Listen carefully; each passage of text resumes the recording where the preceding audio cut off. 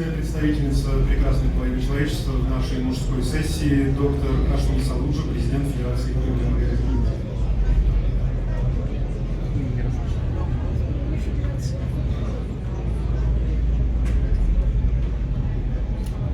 Thank you for giving me this opportunity, ladies and gentlemen. Thank you, the organizers.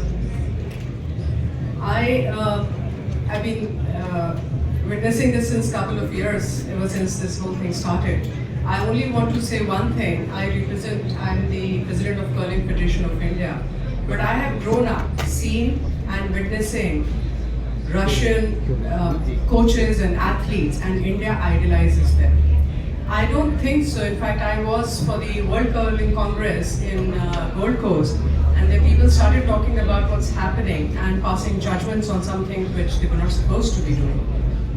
I don't think so that was the right forum. But having said that, if ever there is a voting with the kind of population and love that India has for Russia, I think so Russia will win hands down on that. We wouldn't need too many more to work on that.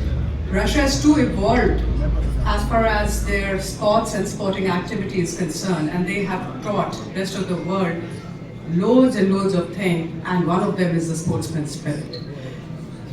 If we are talking about the sportsman spirit, it really means that an athlete, when goes to play, has only maybe 3 or 4 or 5 minutes for which the athlete has been preparing and practicing for years and years.